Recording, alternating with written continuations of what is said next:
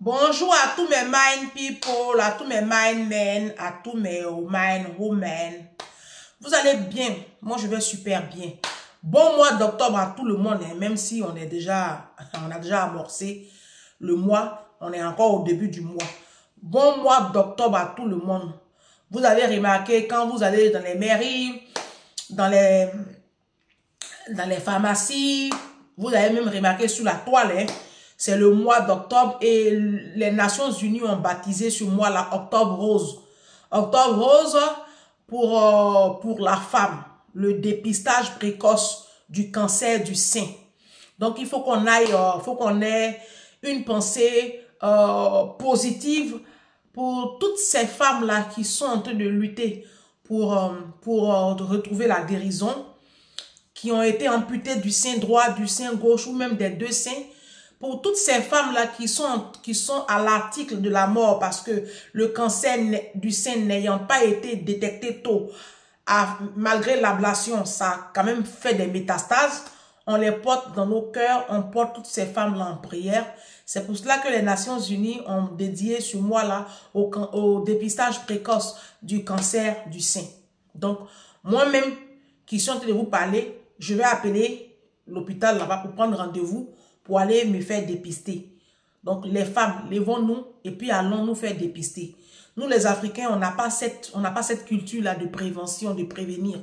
Et généralement, quand le mal est découvert, bah, c'est déjà trop tard. Il a déjà fait des métastases. Même quand on va nous amputer le sein, le cancer s'est déjà généralisé dans le sang, dans le corps, dans l'organisme. Donc, ça devient compliqué.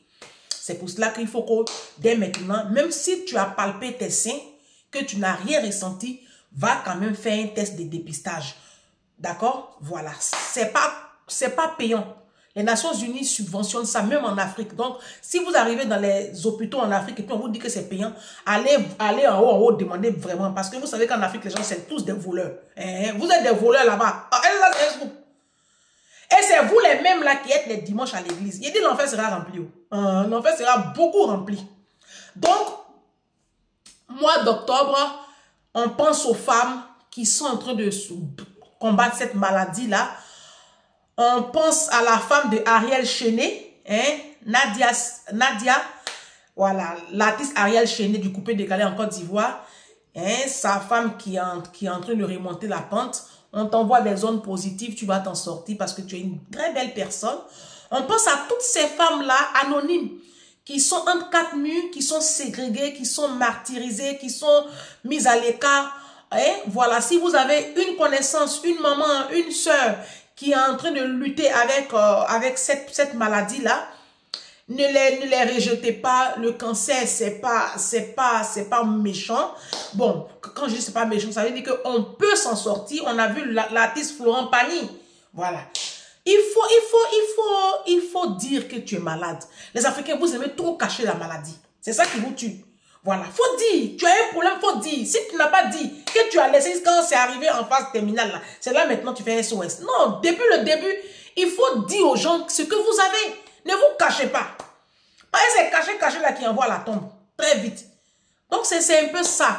On va faire nos tests. D'accord? Et puis, on va vaincre ce mal-là. Nous, les femmes, c'est nous. C'est l'avenir, là. C'est nous. C'est entre nos mains. C'est pas nous, on va lutter avec le cancer comme ça chaque année. Vous avez compris? Levez-vous, allez faire vos tests. D'accord? Bon. J'ai dit. Vous qui êtes dans mon inbox là. Non, attendez, hein. Parce que moi, jusqu'à présent, je suis gentil, je suis poli. Vous les hommes qui êtes dans mon inbox et puis qui commencent à me fatiguer là, je vous ai déjà dit il y a longtemps que je ne suis pas venu sur les réseaux sociaux pour chercher foyer. Oui, je vous ai dit ça. Et puis si moi-même, Ange Prisca Denzo, je cherche mari, là, ça ne peut pas être vous.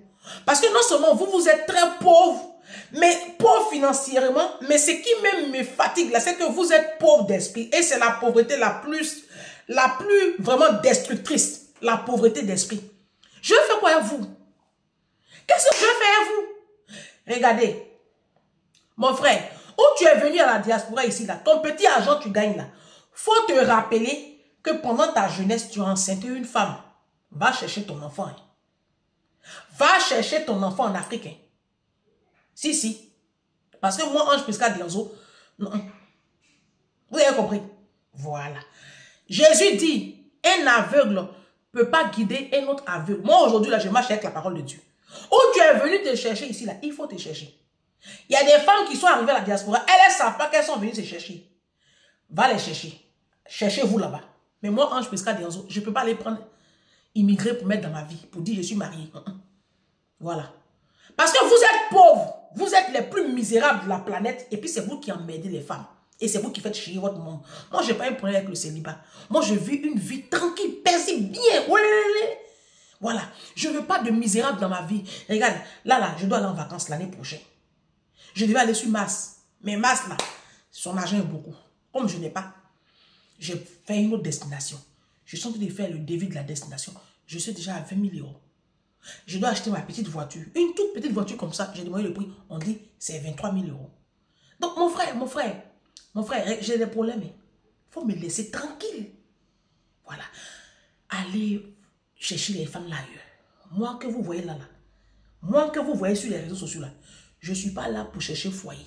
Je ne vous ai jamais dit que je voulais me marier. Voilà. Les femmes qui vivent que pour le mariage, là, vous savez où les trouver. Allez les chercher. Moi, célibat, la façon, ça me plaît. Pour que moi, je t'épouse là, c'est que vraiment, il faut mettre au moins 1 million d'euros sur la table. Si tu as mis 1 million d'euros sur la table, et puis tu as un mindset, tu as un level. Foyer où on s'en va, et puis on est dans l'appartement, on est dans HLM là. Mon foyer comme ça, je ne vais pas. Moi, le jour je me marie, c'est que je suis dans une maison, et piscine. Majordome. Tu as entendu? Un paysagiste qui a me fait mon jardin nickel. C'est ça, moi, j'appelle foyer. Vos misères que vous offrez aux femmes de la diaspora, là, c'est pas un mois, hein. C'est pas un mois, hein. Bande de pauvres lots. Et puis vous, les blancs pauvres qui êtes 2 jours dans mon inbox, là. Hey. Les désœuvrés, là. Les femmes qui courent derrière blanc, là. Les sauvageonnes qui courent derrière les clochards de blanc, là. Elles sont là. Elles sont pleines sur les sites de rencontres, là. Allez derrière là-bas. Allez-y là-bas. Moi, les blancs pauvres, là, les blancs qui sont sans éducation, blancs même, on dirait, non, si moi, je dois prendre blanc pour mettre dans ma vie, là, c'est blanc, hein, c'est blanc. C'est les blancs qui ont étudié, qui ont fait au moins, qui ont voyagé, qui ont un level, là. C'est pas vous. Oui, mon frère, Marc, toi, tu es dans mon inbox, là, il dit, c'est pas toi. Si moi, je dois prendre blanc pour mettre dans ma vie, c'est pas toi, Marc. Vous voyez, tout le monde cherche, tout le monde est coincé. Laissez-moi, hein. Je vois ici là, laissez-moi. J'ai un problème de 40 000 euros. J'ai un problème de 40 000 euros. Tu peux me... Marc, tu peux me donner 40 000 euros. Si tu peux, on va commencer à causer, hein. Vous êtes pauvres, vous fatiguez les gens. Alors, quittez la bague, bâche. Bande de misérables. Bon. Tu as pris ton tabouret. Tu t'es assise. Il faut t'asseoir. Parce que ça va encore défibriller. Si tu n'aimes pas la vérité, il faut partir. Moi, je n'ai pas de problème. Si vous vous battez, vous allez revenir un autre jour. Si tu es resté, et puis tu as mis un commentaire désobligeant sous mes posts, je te bloque à vie. C'est ma page. Donc, je l'ai même mise sur les commentaires là. Tu t'amuses, je descends. Bande de sauvages. Bon, vous êtes assis. Vidéo numéro 1.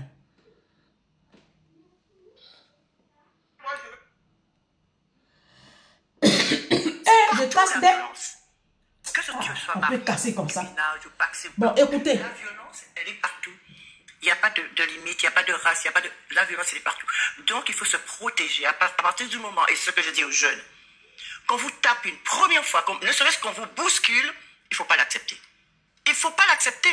Parce que si on accepte juste ça comme ça, mais ça ne va pas du tout. Ça, c'est déjà, s'il t'aime, il ne te fera pas ça. Une insulte aussi. Il t'insulte, il te dit n'importe quoi. Donc, à partir du moment qu'il y a un début de quelque chose que tu vois qui n'est pas normal, il faut tout de suite réagir. Ou aller dire, raconter. Il faut arrêter de se taire. Il faut arrêter de dire, j'ai honte. Il faut arrêter de dire, qu'en pensera l'autre. On s'en fiche de tout ça. Il faut mettre tout ça de côté. C'est des faux problèmes. Le problème, il faut s'aimer soi. Il faut penser à soi en disant, moi, j'ai un corps, j'ai une âme, j'ai un cœur. Je ne peux pas me laisser traîner comme ça. Je ne peux pas me laisser battre. De quel doigt il vous bat? De quel doigt? Où est-ce qu'il prend ce doigt-là pour vous taper? On n'aime pas quelqu'un pour se faire taper. Quand on est, comme on dit chez nous, ok, coco, on s'aime, on s'adore, on ne se tape pas.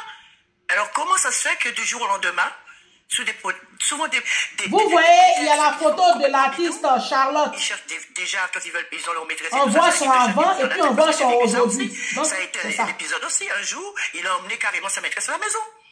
Donc ça aussi, il faut... Moi, ça, je n'ai pas accepté ce truc-là. Mais là, il faut se réveiller, il faut se dire non.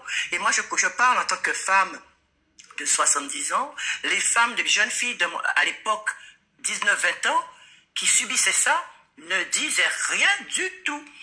Rien du tout. Moi, j'ai eu l'occasion de voir des copines avec des bleus et tout. Et à chaque fois, j'avais des excuses. À chaque fois.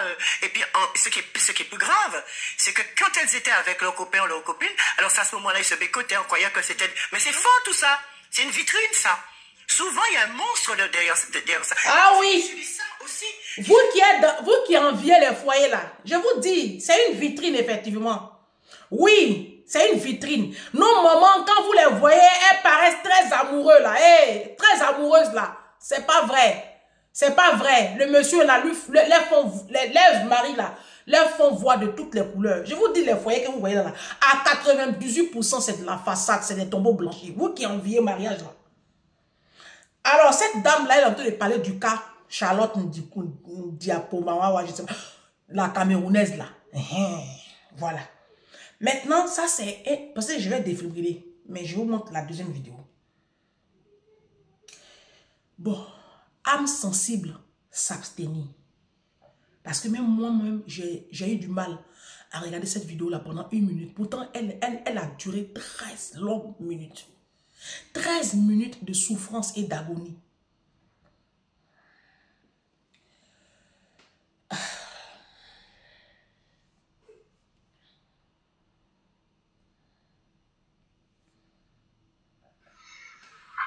Une femme qui est en train de se faire battre par son mari.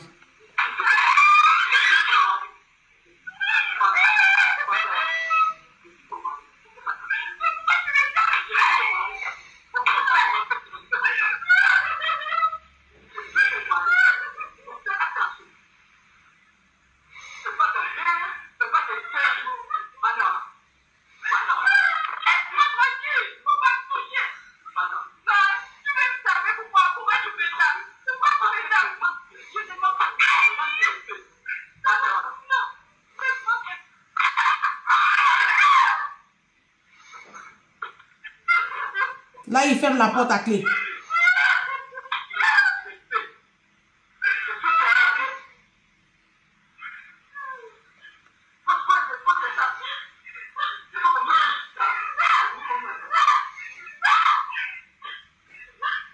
Donc, il va un peu, il prend un peu d'air. Il prend un peu de force, il revient. Il revient.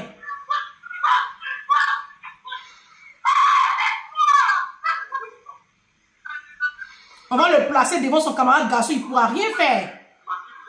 Ça, c'est les pines mortes là qui font ça. Les pauvres là, c'est eux qui font les trucs comme ça. Ceux qui ne peuvent même pas t'offrir des vacances à la fin de l'année avec tes enfants là, c'est eux qui font ça.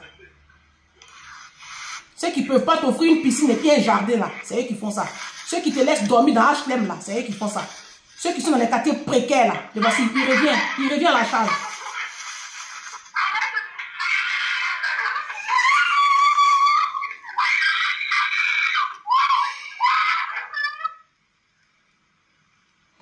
Je vous dis, la vidéo a duré 13 longues minutes. C'est-à-dire pendant 13 minutes, ce monsieur-là se déchaînait. Je pense que la femme a dû mettre une caméra cachée pour mettre la vidéo sur TikTok.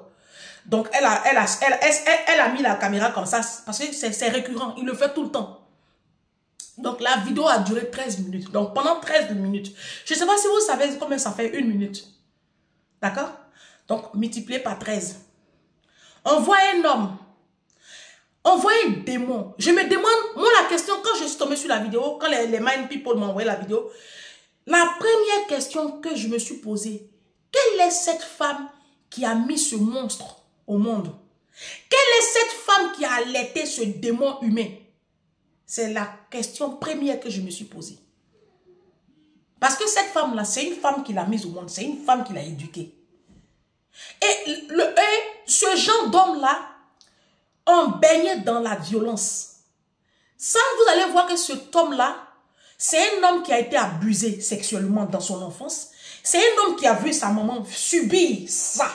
C'est un homme dérangé. C'est un homme qui est possédé par un esprit de démon. Mesdames, vous n'avez pas à subir ça. Aucune femme sur cette terre ne doit subir ça. Non. Vous n'avez même pas à subir, ne serait-ce qu'un homme t'empoigne comme ça. Même ça, comme ça, il t'empoigne. Non. Même quand il fait comme ça. Non. Même le verbe.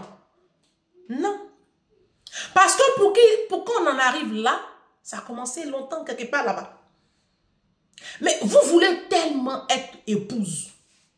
Vous voulez tellement être mariée. Quand j'étais à la chambre à la faculté à la chambre des métiers et de l'artisanat, j'étais en formation.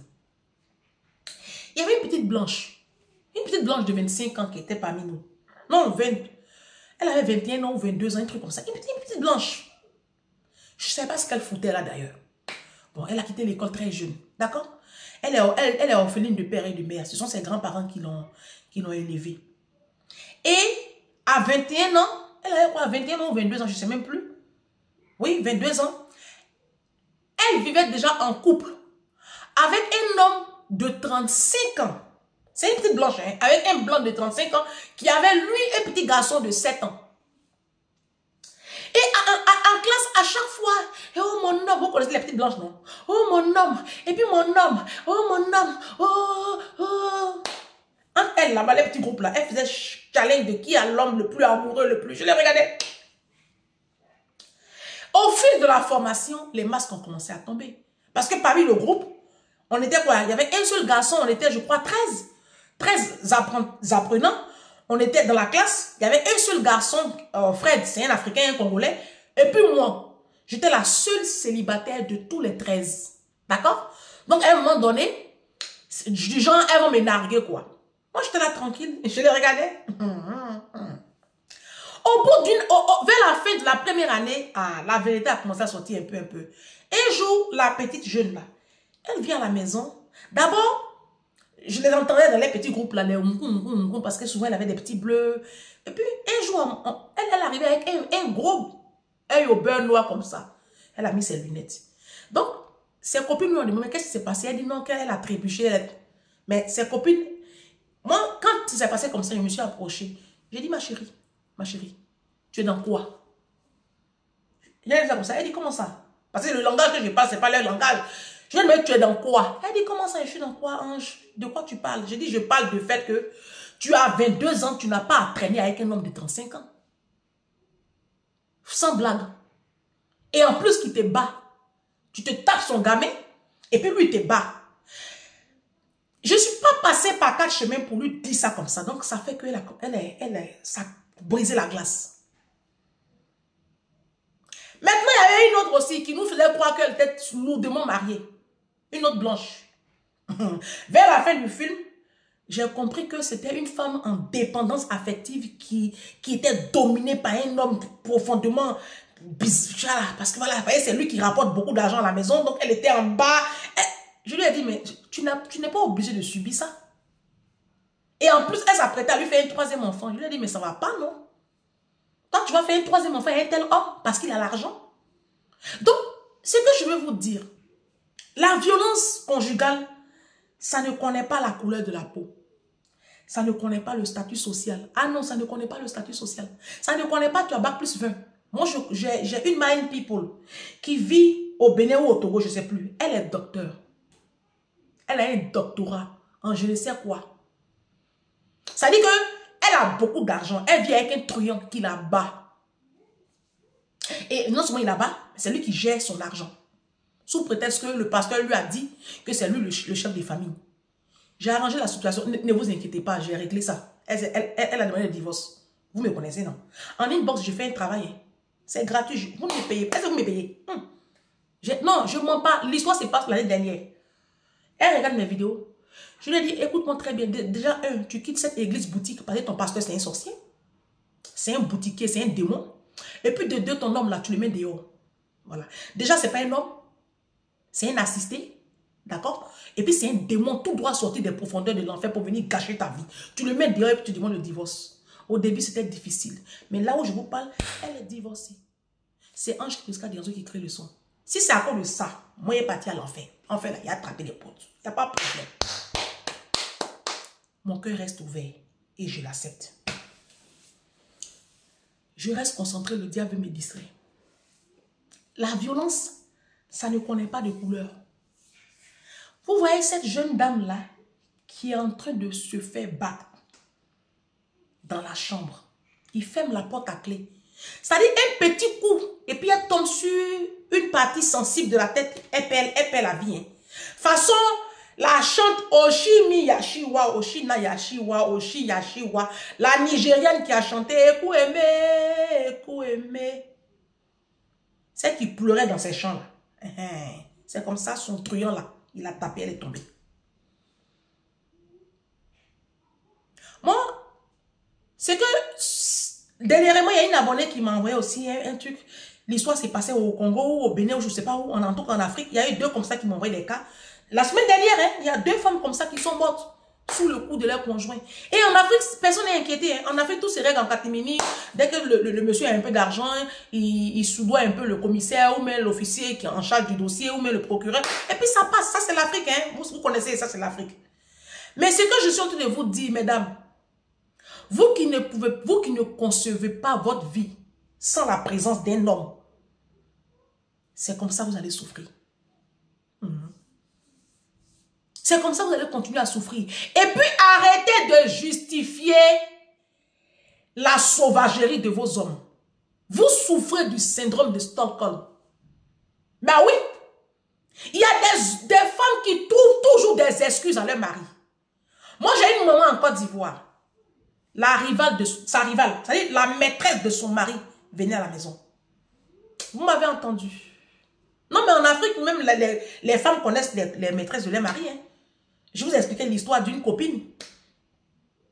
J'étais allée voir pour bon. Je ne sais pas si c'était... Oui, Pédia, voici la copine de ton beau là-bas. J'ai dit, ah, tu connais même la copine de ton mari? Ça dit que c'est devenu normal. En fait, la société africaine a fini par vous faire accepter l'inacceptable. C'est-à-dire que tout ce qui est anormal, là, on a formaté votre système de pensée et puis on vous a fait croire que c'est ce qui est normal. Et que l'homme doit tromper. Il n'y a pas d'homme fidèle. Même vos potes là, c'est ce qu'elles vous disent, non? Vos influenceuses là. C'est pas ça. Voilà. N'écoutez pas Ange Prisca Dianzo. Vous voyez qu'elle est célibataire. Je vous dis une chose. Le célibat n'est pas une malédiction. C'est un art de vivre. C'est un art de vivre. Vous connaissez ce qu'on appelle l'art de vivre? Si je vous mets dans ma vie, ne serait-ce que 3 jours, vous allez vous divorcer. Oui, vous allez divorcer. Parce que je suis célibataire, mais je vis la meilleure des vies. Il n'y a pas une femme sur la terre, quel que soit son statut matrimonial, qui va venir s'arrêter devant moi, qui a dit qu'elle est plus heureuse que moi. Peut-être ma patronne de Poissy, là, peut-être. Ça encore, je dis peut-être. Peut-être. Mais moi, je suis trop épanouie. Parce que vous êtes soi-disant mariés, mais vous êtes à découvert. Vous êtes surendetté. Vous n'allez jamais en vacances. Vous vivez dans les logements sociaux. Vous êtes dans les quartiers populeux, des quartiers précaires. Vous mangez mal. Vous vous nourrissez avec les poulets morts de Château Rouge. Vous n'allez jamais en vacances. Vous n'avez pas de loisirs. Vous n'avez pas de vie. On rentre chez vous là. Vous cohabitez avec les cafards et les punaises. Et pourtant, vous avez des bagues aux doigts. Donc, je ne vois pas en quoi est-ce que... Moi, j'ai envie vos foyers. Vous êtes avec des pauvres. Ça, c'est la cerise sur le gâteau. C'est que vous vivez avec des hommes misérables, pauvres. Vous appartenez à des familles de pauvrelots. Vous avez une belle famille de misère. Ça veut dire que tout le monde est sauvage autour de vous. Et vous pensez que vous êtes mariés comme ça. La Bible dit que 2 valent mieux que 1. Vous êtes dans quoi? Vous êtes avec des hommes, des sensus, des hommes qui vivent à votre dépens, mais qui sont incapables même de vous respecter. Et vous leur trouvez toutes sortes d'excuses. Comment tu peux subir 13 minutes de bastonnade comme ça? Les enfants sont où? Certainement derrière la porte en train de hurler. Mais quand vous faites ça, vous ne savez pas que... Parce que ce monsieur qui fait ça là, c'est ce que lui il a vécu. Donc, c'est ce qu'il reproduit. Sa maman ne l'a pas protégé. Émotionnellement, quand il était enfant, il a été détruit. Donc, quand ce qu'il est en train de faire la femme là, il voit sa maman. C'est sa maman, il est en train de battre comme ça. Il n'est pas en train de battre sa femme. C'est sa maman qui ne l'a pas protégé de son père. Pédo là. C'est sa maman qui l'a eu le déposer ça et là chez des parents comme un petit colis là. Et puis on a abusé de lui, puis on l'a maltraité, puis il est écorché vif là. C'est cette maman là qui est en train de frapper comme ça. Hein. Moi je suis en train de lire les livres sur la psychologie en fait. Je suis en train de comprendre le comportement humain.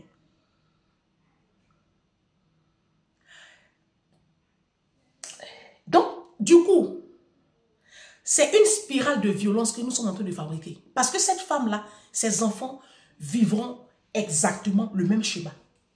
Son fils sera ce genre d'homme et sa fille sera toujours bastonnée. Parce que maman, on la frappe et puis elle est là. Elle ne bouge pas. Donc la petite, quel que soit son niveau intellectuel, quel que soit l'école, même si elle a fait Harvard, demain, ils vont la frapper, elle va s'asseoir. Parce que nous sommes les premiers modèles de nos enfants. C'est nous qui donnons le tempo à nos enfants. Si tu acceptes que ton mari te parle comme une merde devant tes enfants, demain, ta petite fille acceptera tout venant d'un homme.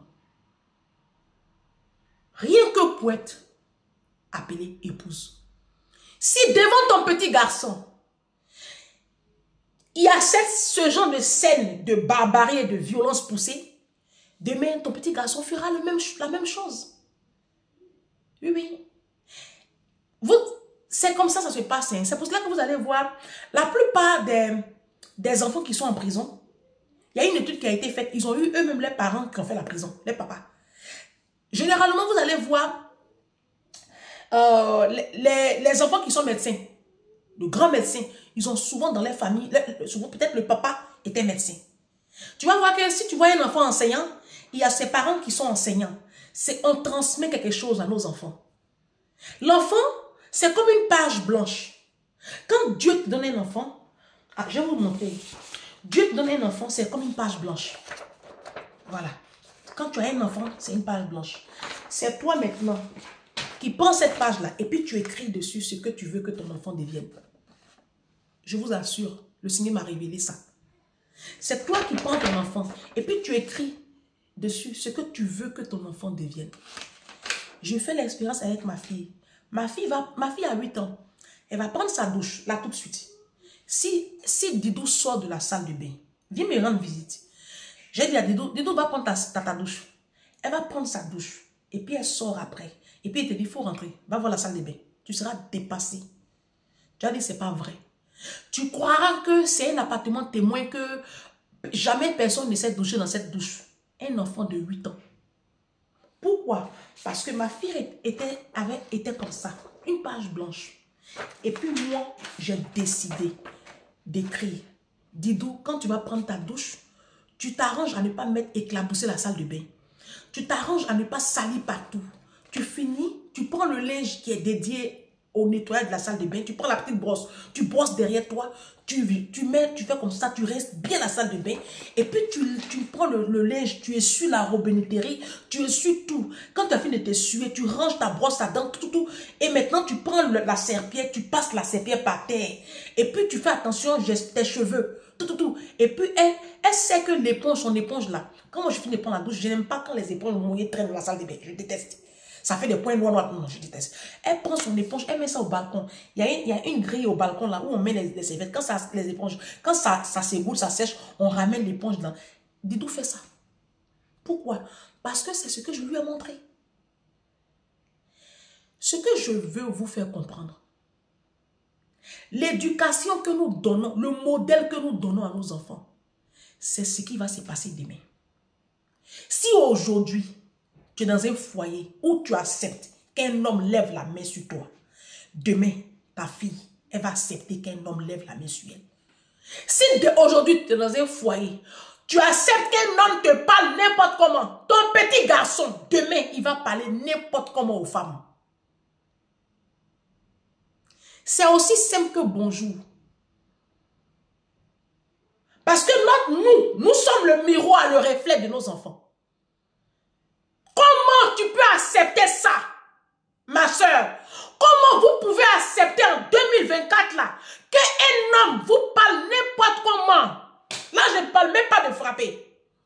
13 minutes, on est en train de te battre. Regarde l'artiste chante, votre artiste de Camerounaise là. Et puis les gens racontent des conneries. Parce qu'en fait, les gens mentent.